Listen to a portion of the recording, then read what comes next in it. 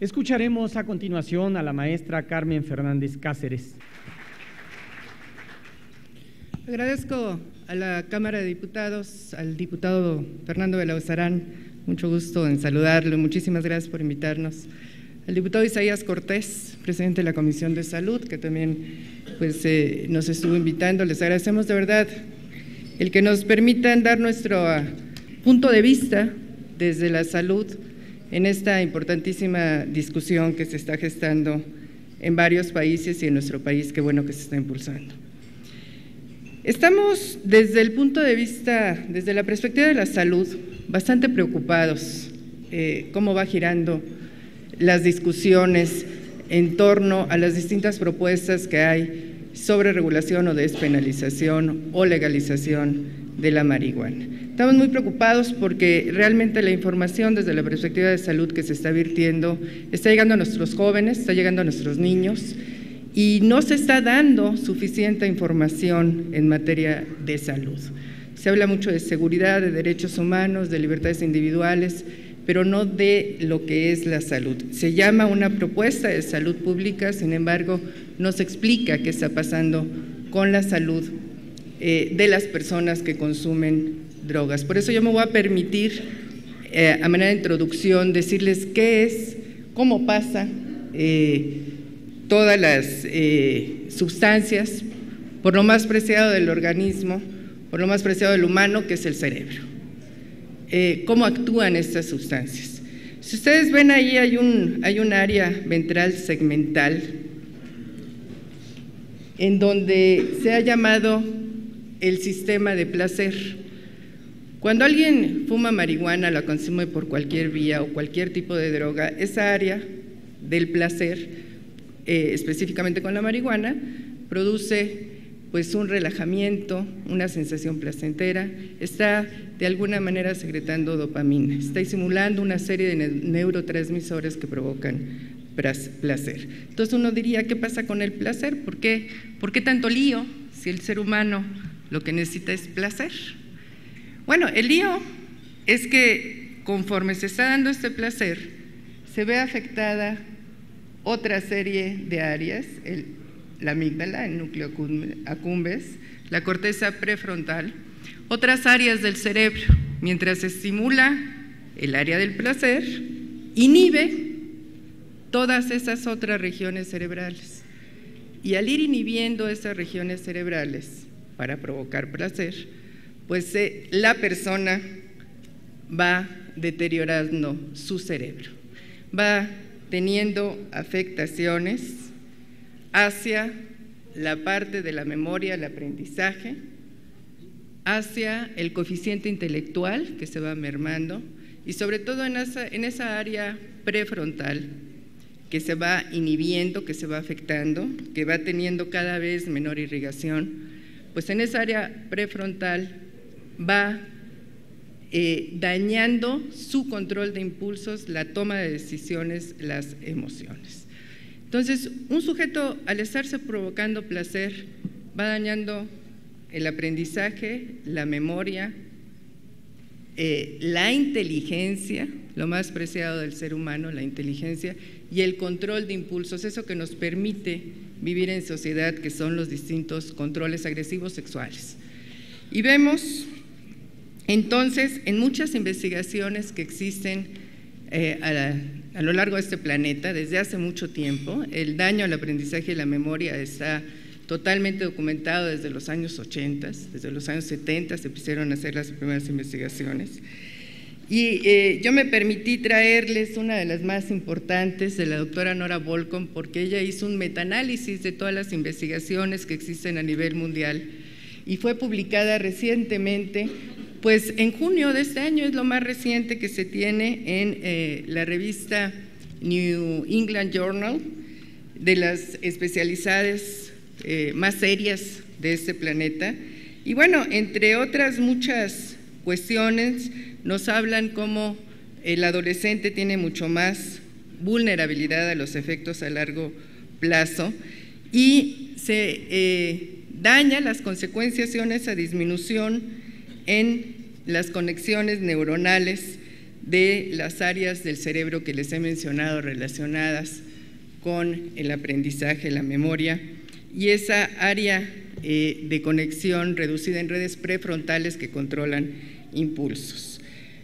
El uso frecuente está documentado, ahí vienen algunas referencias, disminuye también el coeficiente intelectual. Claro, tiene que ver con que se inicie el consumo a menor edad, con que el uso, mientras más frecuente, más daña, con el uso crónico, que poco a poco, como el tabaco, como el alcohol, va dañando el organismo, el uso, que haya también una vulnerabilidad hereditaria, por supuesto, como con el alcohol y el tabaco. Su consumo habitual, también, sobre todo en adolescentes, tiene riesgo de psicosis, de esquizofrenia. Ha aumentado la demanda en los servicios de hospitales de salud mental en Holanda, en España, en Italia. Está documentado también por diferentes observatorios de esos países y por el Observatorio Europeo. El consumo semanal, para aquellos que piensan que pues si nada más es una vez a la semana es como una copita, como una copa a la semana, bueno, esa copa a la semana sí daña, ese cigarro que se fuma de tabaco sí daña, y ese cigarro a la semana de marihuana también daña. El consumo, mientras, repito, más jóvenes, el consumo diario a la edad de 20 años, pues en una gran muestra que hicieron, aumentó el 500%, 5 veces, el riesgo de depresión y ansiedad.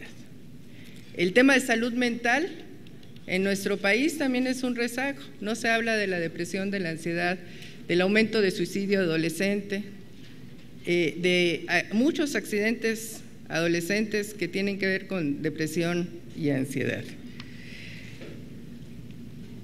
Para quienes dicen que no causa dependencia, los datos nos muestran que quien la prueba tiene un 9% de probabilidad de volverse dependiente. Y dirán, qué poquito, no, es muchísimo. En salud pública un 9% es mucho. Supongamos que todos los que estamos aquí comemos unas galletas que dan, y el 9% de estas salas se enferma, pues es mucho. O una playa, que el 9% de las personas que entran se enferman de cólera, pues la cierran. Es muchísimo el 9%. Aumenta al 17%, es decir, 1 de cada 6 adolescentes, este riesgo de dependencia, si lo empiezan a consumir a más temprana edad. Y del 25 al 50% si el consumo es diario. Les voy a mostrar, ahora tenemos la tecnología, cada vez aumenta muchísimo más. Recién en los 90s, fíjense, recién en los 90 se descubrieron algunos endocannabinoides que nuestro cuerpo genera y no están estudiados todos todavía. Y con estas tomografías de emisión de positrones podemos estudiar cerebros, exactamente los neurotransmisores en cada región del cerebro y cómo afectan. Esto es un cerebro sano. Si se fijan ustedes está totalmente irrigado. Es un cerebro en donde se ve todas las áreas del cerebro que llega la neurotransmisión, la irrigación sanguínea también. Y estos son cerebros de distintos años de consumo, de distintas edades, cómo empiezan a verse áreas específicas del cerebro que se quedan sin irrigación, más concretamente en corteza prefrontal, en corteza parietal. Realmente hay zonas del cerebro que se quedan sin irrigación, que se quedan sin transmisión, ya no los permite ver la tomografía. El primero es un chico de 16 años con 2 años de consumo diario, apenas 16 años. Segundo, 18 años con 3 años de uso diario. El tercero, de 28 años con 10 años de uso en fines de semana. El último, de 38 años con 12 años también de consumo diario. No es invento, los que estamos trabajando día a día en toda la República con usuarios que sí tienen problemas y a que también hay que consultarles. Hay muchos usuarios que abandonaron la droga y que tienen historias que contar, y también sus familias tienen muchas historias que contar. A esos que sí les afectó, a esos que en 45 años hemos visto más de 1,5 millones de personas que se han rehabilitado en los centros, les pueden contar cómo sí les afectó la droga, cómo sí les afectó específicamente la marihuana. Y bueno, ¿qué más que las imágenes para mostrar que no es moral, es salud? Se está afectando lo más preciado del ser humano con la droga. La marihuana además no nada más tiene problemas para el sujeto que la consume, tiene consecuencias importantes a nivel psicosocial, nos afecta a todos.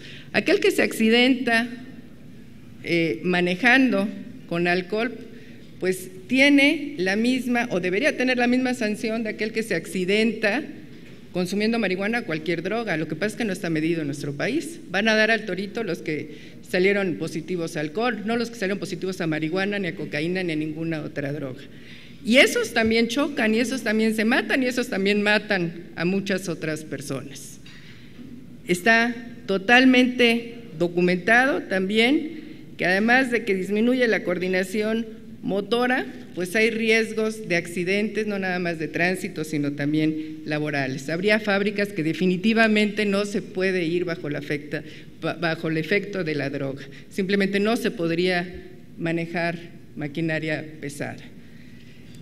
Hay toma de decisiones que tampoco se podrían tomar bajo el efecto de la droga, porque afecta la toma de decisiones, se toman decisiones erradas al estar precisamente afectando estos centros cerebrales, pues lleva hacia decisiones completamente erradas. Es la droga ilícita que más frecuente reporta los accidentes vehiculares mortales. El uso temprano también está asociado con bajo rendimiento escolar y riesgo de abandono escolar. Precisamente el mayor riesgo de que una persona se vuelva dependiente, pues es el abandono escolar, y está documentado también este abandono escolar, y en los cientos de casos que vemos cada día se ve cómo van dejando la motivación por varias áreas de su vida, entre ellas la escuela. En los adultos que iniciaron en la adolescencia, es decir, ya esas personas que traen un uso crónico, los reportes son en lo general de bajo ingreso, empleos que cambian, no empleos fijos, no carreras que puedan subir en escalafones o que te hagan una historia profesional, en desempleo muchas veces, en conducta antisocial, insatisfacción con la vida y en una permanente crítica hacia la vida de los demás. Les quiero contar el caso Holanda porque se ha citado varias veces, está muy mal documentado.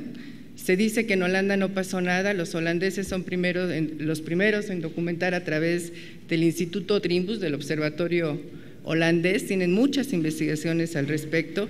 En los 70s ellos creyeron que los coffee shops iban a resolver muchos problemas, como se discute hoy en día, que iban a permitir que los adolescentes tuvieran el derecho de consumir la droga de una manera segura, que iban a resolver varios problemas de inseguridad, también lo pensaron, eran sus argumentos más importantes. Y lo que sucedió fue primero que sí se les vendía a los menores de edad, como es lógico, son los que más se inician. Vendían otro tipo de drogas alrededor de los coffee shops, y los problemas de inseguridad no bajaron, al contrario, tenían visitas de 2 millones de turistas al año por coffee shops. Incrementó no nada más el consumo de marihuana, que está documentado en el Instituto Trimbus, incrementó el consumo de heroína y de muchas otras drogas más.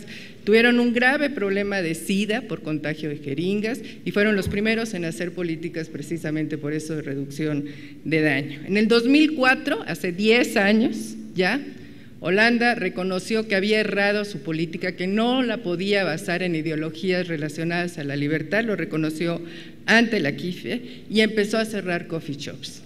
Hoy por hoy, los coffee shops se han reducido a la mitad y en el 80% de los ayuntamientos de Holanda no existen ya coffee shops, además de que ya no se permiten turistas. Desde el 2012 se hacen clubes con 2,000 personas mayores de edad siempre y se sigue habiendo mercado negro para menores de edad. Es de las luchas más grandes que tienen, porque además los que están en prisión por cualquier delito, el 50% tienen relación con consumo de marihuana. No que por consumo de marihuana hayan delinquido, pero hay una relación de consumo y los holandeses realmente no saben qué hacer con esa política. Además vamos a hablar del gasto público, que es el gasto en salud, otro tema. Holanda tiene 17 millones de habitantes y tiene un gasto para la atención a las adicciones nada más de 1.500 millones de euros. En nuestro país somos 119 millones de habitantes. Actualmente el presupuesto global para atención a las adicciones son 1.500 millones de pesos, equivale a 83 millones de euros. Pensemos cuánto tendría que aumentar este presupuesto si más personas se enfermaran. Estados Unidos, como todos saben, tiene 23 estados legalizados y 2 que permiten su uso recreativo. Tenemos unas investigaciones de investigadores de Colorado, donde muestra cómo ha habido más accidentes mortales, más accidentes de tráfico mortales desde que se despenalizó el uso médico. También tienen documentado que la marihuana está involucrada en el 42% de los delitos que se cometen. Nos preocupa también no nada más que se plantee la regulación o legalización de la cannabis, sino también sus derivados. Esto traería muchísimos problemas, no nada más a los jóvenes, sino también a los niños. En Denver ya se venden varios productos en maquinitas, una comercialización total. Hay algunas hojuelas de maíz, algunos cereales, bebidas, palomitas, aceites, que además, entre paréntesis, los aceites tienen mayor concentración de THC por lo regular. Hay, bueno, chocolates, también en California, y infinidad de dulces, mentas. Esto de realmente regular derivados, además, es imposible el control en el hogar. Simplemente llega a los niños en el hogar. No hay forma de controlarlos en el hogar. Por más que quieran regularlo, llegan a los niños. El tabaco y el alcohol llegan a los hogares mexicanos y los niños también toman. Por más que esté regulado el tabaco y el alcohol, llega a los hogares mexicanos. El último informe de las Naciones Unidas nos habla de que en los Estados Unidos los ingresos a salas de urgencia relacionados con consumos de cannabis en los últimos 5 años aumentó el 59% y el tratamiento por consumo aumentó el 14%. Además, así como sucedió en Holanda, viene aparejado un aumento de consumo de heroína. El informe mundial dice que probablemente debido a que está bajando la percepción de riesgo entre los jóvenes. Hay mucha investigación de que si baja la percepción de riesgo aumenta el consumo. Ahora, ¿qué está pasando en Nueva York, por ejemplo? Encuentran tiradas a las personas muertas por consumo de heroína. Tienen un programa de reducción de daño donde adiestran a un policía a revivir a una persona tirada para que no se muera. Eso queremos en México realmente. Y entre paréntesis, también está aumentando el consumo de heroína en ciertas zonas del país que no había aumentado. En los Estados Unidos, y me voy a permitir también darle unas cifras de nuestro país, al igual que en los centros de atención en nuestro país, la marihuana ya rebasa el consumo de tabaco. En Canadá, mucho más. En Canadá los jóvenes ya prácticamente no consumen tabaco, consumen marihuana en las fiestas, y lo grave es que junto con el alcohol, en lugar de tomar una copa de alcohol y fumar un cigarro de tabaco, ahora fuman alcohol, se está normalizando el fumar un cigarro de marihuana con todo lo consecuente daño a la salud de esto. En México, en el sentido estricto, no está prohibido. No se criminaliza a los usuarios de drogas. No se criminaliza siempre y cuando no pasen de 5 gramos. En algún lugar tiene que estar el límite. La ley tiene que marcar un límite. Si lo extendemos, pues se va a rebasar ese límite. Eso ha pasado en otros países también. ¿Y qué es lo que está pasando en nuestro país? Bueno, las drogas legales, sin lugar a dudas, son las que más se consumen porque son las que están más disponibles. Son millones de personas en este país, casi el 80%, que consumimos alcohol en fiestas. De estos, el 32%, la tercera parte de la población mexicana, lo consume de manera problemática, con todos los consecuencias, problemas que sabemos de violencia familiar, de accidentes y muertes en los jóvenes, de embarazo adolescente que está aumentando. El tabaco, 17 millones de personas lo consumen, más 12 que no fumamos y que nos fuman arriba, por eso todos los controles para la reglamentación de consumo de tabaco en el espacio de no fumadores. Y lo que sucede es, para los que dicen que no hay muertes, pues el uso crónico mata a millones en este país, de tabaco nada más. El número de muertes que hablan por inseguridad, 60,000 al año. 60,000 que están hablando por violencia en toda una administración, nada más de tabaco son 60,000 al año. ¿Qué pasa? Que de marihuana no estamos midiendo las muertes asociadas, no se mueren por sobredosis, de tabaco tampoco. O sea, lo que va matando es el consumo crónico, lo que va dañando es el consumo crónico. Y estos millones de personas que sí consumen drogas legales, pues son comparadas mucho menos a las que han probado alguna vez en su vida alguna droga ilegal, mucho menos a las que han probado alguna vez en su vida marihuana, de acuerdo a la encuesta nacional de adicciones, y a los 500,000 dependientes a drogas que habla nuestro país. También en prisión hay 240,000 presos y nos comentan que el 60% son relacionados a delitos contra la salud. Algunos sí serán de narcotráfico. Quisiéramos, algunos datos nos dicen que son 10,000 los que están por posesión, otros datos nos dicen que son 500, realmente no conocemos el dato exacto, pero finalmente no es la mayoría de los mexicanos y finalmente en algún lugar, repito, tiene que estar el límite, son 5 gramos, son 2 cigarrillos de marihuana. ¿Qué sí está pasando también? Claramente, el despegue en el aumento de consumo en la población adolescente de media y media superior del Distrito Federal, probablemente también debido a que estamos generando una baja percepción de riesgo, porque no se está dando la información del daño a la salud que sí causa la marihuana. En los datos de los centros de integración juvenil, que son 115 en toda la República, tenemos una muestra de toda la República, atendemos 100,000 al año. Lo que vemos es claramente que aumenta la marihuana en el transcurso de los años como droga de impacto. La droga de impacto es aquella droga por la que busca tratamiento los usuarios. Buscan tratamiento ya el 43.3% de toda la gente que atendemos porque tuvieron problemas con la marihuana. A estos también hay que consultarles. A estos que sí están teniendo problema también sería muy importante tomarles el testimonio. Además, en los registros a nivel nacional estamos viendo ya que aumenta el consumo de marihuana sobre el tabaco y que está alcanzando al alcohol a nivel nacional. En 18 estados más está rebasando el consumo de marihuana al del tabaco. En el Distrito Federal pues es mayor y, por ejemplo, en Veracruz pues es muy grande el disparo de consumo de marihuana que observamos en los pacientes que estamos atendiendo ahí.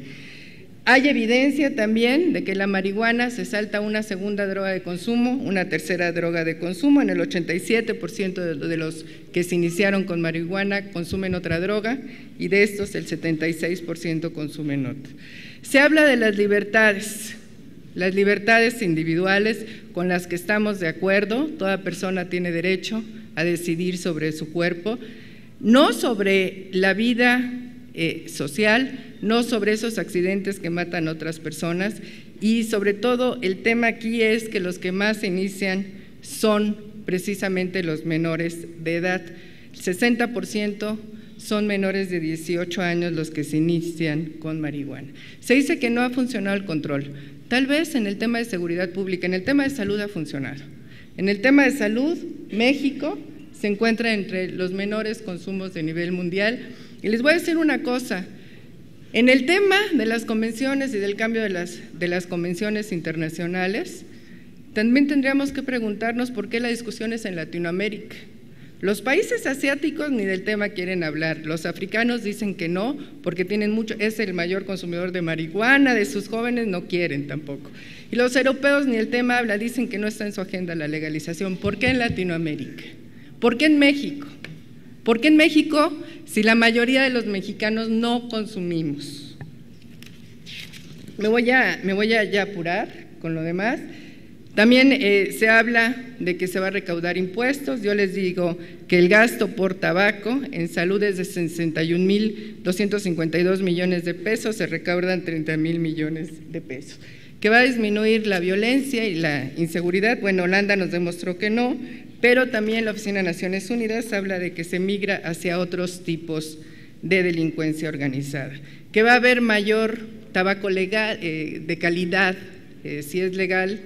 La marihuana, que va a ser de calidad, pues el tabaco nos ha mostrado que no es de calidad, hay pirata por todos lados, hay muchos decomisos.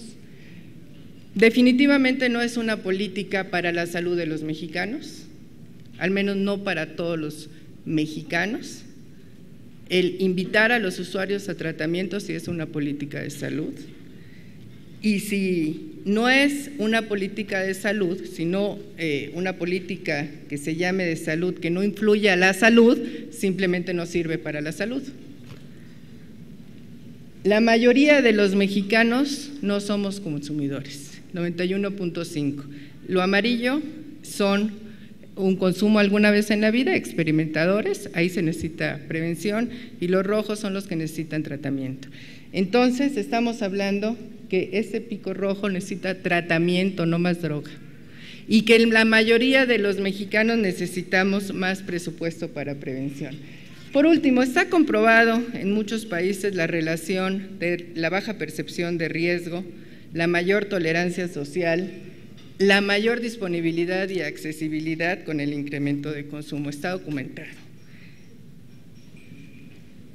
Finalmente, por supuesto que estamos gustosos de incluirnos en este tipo de foros, estamos de acuerdo en que deben de buscarse alternativas, por supuesto, ya no satisfacen a todos, pero la alternativa que se tome, ojalá se tome responsablemente, diputado, de que no sea de mayor disponibilidad, porque eso sí va a lastimar a nuestros jóvenes mexicanos, eso sí va a afectar a la salud de nuestros jóvenes mexicanos. Apoyamos, por supuesto, no criminalizar a los usuarios, no queremos criminalizarlos. Nos parece muy adecuado la estrategia del gobierno federal de aumentar el desarrollo social para el combate a la inseguridad y de los tribunales de drogas. También apoyamos el que sí se otorgue y se debate y se legisle por impulsar la investigación de rigor científico, si sirve médicamente que se demuestre. No hay todavía evidencia como para hacerlo. Y, sobre todo, sí, lo más importante es contar con mayor presupuesto para prevención y tratamiento. Hay un tema pendiente en materia de drogas que creo que sí llevaría la atención y que debería de estar en la agenda legislativa, que es la regulación de inhalables, donde ahí sí se destruyen las neuronas de muchos niños y jóvenes, se quedan sordos, se quedan mudos, baja su coeficiente intelectual muchísimo más, y esa es una agenda legislativa pues que ahí está pendiente. Finalmente, pensamos que tampoco es una política dirigida a la juventud, porque la juventud hay que darle opciones. De ninguna manera pensamos que hay que darle drogas. Muchas gracias.